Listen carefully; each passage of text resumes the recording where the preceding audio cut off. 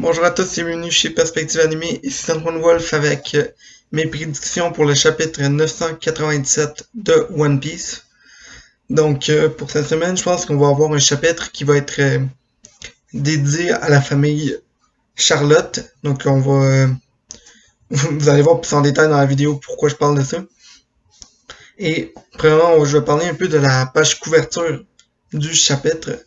Donc en, en fin de semaine, on est allé couper un arbre pour Noël. Puis moi, je m'attendais, moi, je m'attendais à avoir une hache, mais finalement, c'était avec une fille. Mais tant qu'à elle, je me suis dit, pourquoi pas, pour avoir cette semaine, on va avoir une page couverture, ça va être Morgan et, euh, et Sentomaru en train de couper des arbres. Juste de même. Ils sont là, les deux avec des haches, en train de couper des arbres. Ça va être ça le combat. Ça va être ça qu'on va avoir comme page couverture. Donc, on va commencer le chapitre avec Kobe. Je parle lors du Marine. Et, et Kobe va être en train de. Va être au téléphone, mais au scargophone en fait, en train de parler à Kaku, dans la fausse imitation de Hamlet. Et donc, Kaku va être en train de dire, puis Kobe va lui dire genre, ouais, Kaku, je viens d'arriver. Est-ce que je peux rentrer dans le combat? Est-ce que je suis autorisé à débarquer? Puis Kaku va lui dire, regarde, on a eu des informations que sur cette île-là, y a des choses qui sont en train de se passer, donc attends un peu. Tu n'es pas autorisé à débarquer tout de suite. Et donc, Kobe va donc être dehors. Ouais, mais j'ai eu un type qui a quelque chose d'important qui est en train de se passer en ce moment, puis vous pouvez dire non, mais tu débarques, t'as pas accès. Et à ce moment, et donc, tu t'as pas accès. Donc, Kobe est comme, ok, donc, je vais pas rentrer. Il se lève, il ouvre la porte, tu vois plein de vagues, puis il veut dire à Wano Kuni. À ce moment-là, Kobe va commencer à marcher sur le bateau. Helmepo et Boy Hancock, genre, qui sont là en train de marcher derrière. Et là, Kobe va dire, là, faut qu'on ouais, le gouvernement veut pas qu'on débarque à Wano, mais si on est capable d'aider Luffy, on peut le faire depuis l'extérieur. Et en ce moment-là, ça va dézoomer avec Kobe, euh, Hancock et Helmepo face au bateau de Big Mom avec tous ses enfants prêts à s'attaquer l'un à l'autre.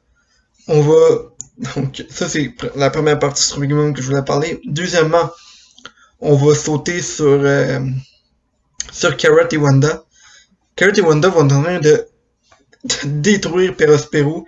Qui le gars, il va être vraiment genre. On va voir qu'ils sont vraiment à un niveau supérieur à celui-ci.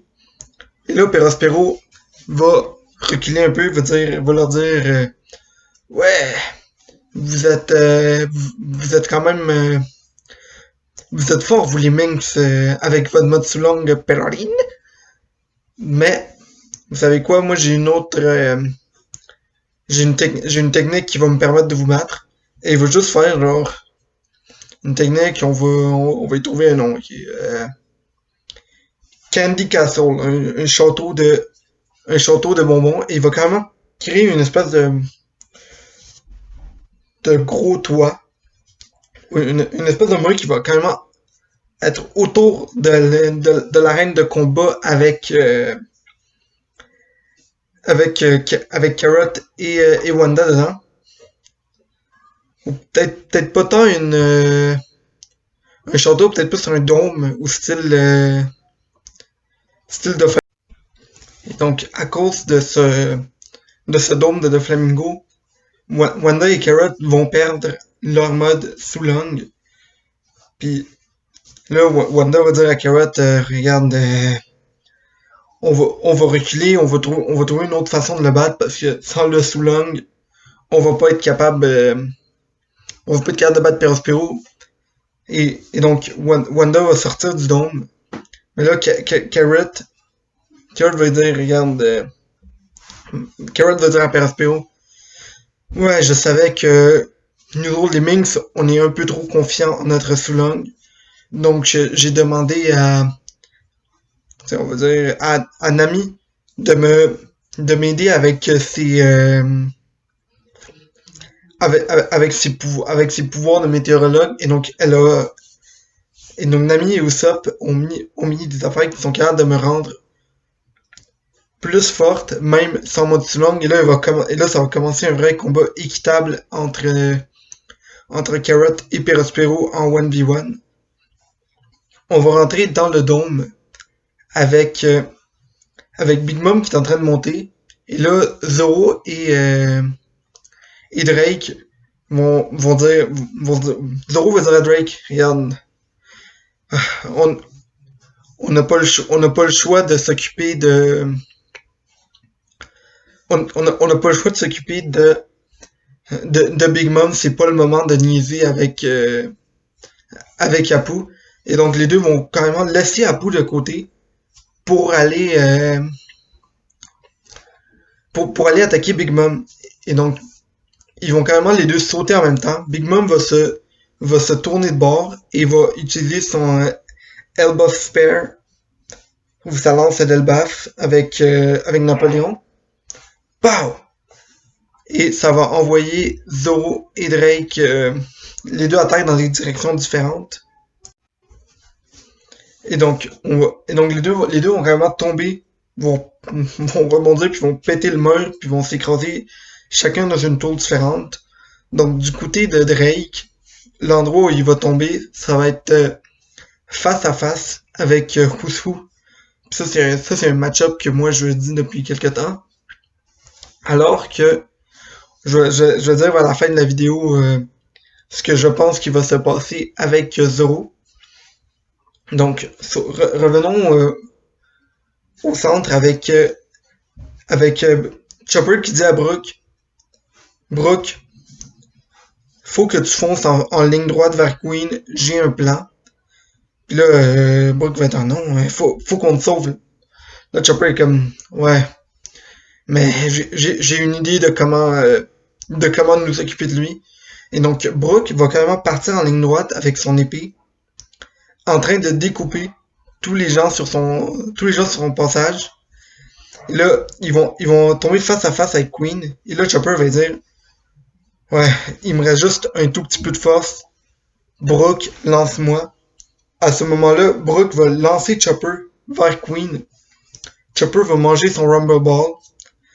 Et il va carrément finir de se transformer en Oni de glace.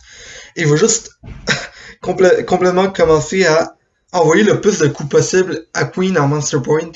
Et donc même si Chopper n'est peut-être pas à la hauteur de Queen, de Lokenban, il va quand même être capable de... En autant qu'il réussit juste à toucher une fois, celui-ci va être... va être éliminé du combat. Et donc, Brook et Chopper vont donc être ceux à s'affronter à Queen, parce que ça va être un combat donc 2v1 dans lequel le seul but est de toucher Queen. Et donc, il va rester Apu tout seul. Et c'est là que... Et c'est là que je pense que c'est un combat très ambitieux que ça me tente de vous donner. Puis je pense que je dois être la seule personne qui est pensée à ça. Puis c'est Robin contre Apu dans le but d'obtenir l'antidote donc du gaz de Queen. Et pour quelle raison? Parce que je sais pas, j'écoute pas, je lis pas vraiment My Hero Academia. Je suis juste au niveau chapitre 50. Mais il y a un personnage, je suis désolé si je suis dans le champ complètement, mais il y a un gars qui est là, puis je pense que c'est l'ennemi principal du manga. Que le gars il a comme sa main de même dans sa face en permanence. Et le gars a juste l'air d'avoir plein de mains qui dépassent de son corps. Et donc, j'avais pensé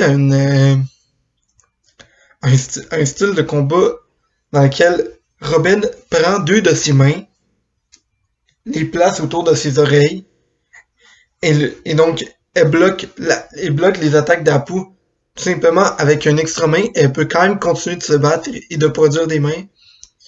Puis je pense que ça serait un combat parfait pour Robin. Donc Robin peut se cacher les mains. Et ensuite, ça va être un combat de écrire ses coups de poing géants, donne des coups sur Apu et réussit à y enlever l'antidote pour réussir à soigner à soigner tout le monde avec celui-ci. Donc, revenons à ce que je parlais tantôt par rapport à Zoro, mais plus en parlant de qu'est-ce qui se passe avec Sanji. Donc, je sais que il y a des grosses théories que Ivankov peut être à Wano, que c'est Black Maria, mais moi, ce que je pense, qu'il y a la personne qui est en train de déshabiller quelqu'un. Faut qu'on pense qu'il y a un gars qui a l'air de quelqu'un qui déshabille les gens sans leur consentement, qui a juste l'air d'un gros pervers. C'est King. C'est King. Regardez-le, le gars est habillé dans une espèce de costume en cuir de masochiste. Pour moi, c'est exactement le genre de gars qui ferait ce genre d'affaire-là. Et donc, il va attirer, il va utiliser ça pour attirer Sanji vers lui-même. Et Sanji va foncer en ligne droite pour protéger la femme. Donc, la face que Sanji fait, c'est une face de femme qui est en train de... C'est une face de... Il y a une femme qui est en train de souffrir. Je vais aller la sauver. Ça, c'est une face de quelqu'un qui est fâché. Parce que lui, oui, c'est un pervers, mais c'est aussi quelqu'un qui aime les femmes puis qui est prêt à tout pas que les femmes... pour pas que les femmes aient mal. Et donc, je pense que c'est parfait pour, pour Zoro, pour Sanji de faire cette face-là et d'aller la protéger. Et même si j'aimerais que ce soit Ivankov, qui sont en train de faire une mention à Ivankov en ce moment, je pense pas que ce soit le cas, mais en ce moment, j'ai vu un commentaire là-dessus qui m'a vraiment fait rire. C'est, t'as 1% de possibilité qu'Ivankov soit à Wano, mais 99% d'espoir. C'est exactement ça que j'ai en ce moment. Mais je pense que ça peut être une scène avec King. Et à ce même moment-là, donc Zoro qui avait été envoyé dans l'autre direction complètement par Big Mom avec son attaque, va péter le mur et va tomber. Boum! Juste à côté de Sanji. Donc Zoro et Sanji vont être tous les deux face à face avec King. Et donc Oda va vraiment nous laisser de même la fin du chapitre pour nous dire regarde, peu importe vous voulez savoir c'est qui va s'affronter à King dans Starkey? Mais ça peut être n'importe quel des deux parce que les deux sont face à celui-ci en ce moment. Et moi je pense que ça va être Sanji, mais Oda va vraiment laisser ça pour que ça puisse être les deux en tant que tels qui s'affrontent au au ptérodactyle. Et ça serait ça va être dans la fin du chapitre. Si vous avez aimé mes prédictions, likez. Si vous n'avez pas aimé les prédictions, dislikez. Abonnez-vous. Et on se retrouve ce vendredi pour la live reaction du chapitre. Donc, c'était Sandron Wolf. Bonne journée tout le monde.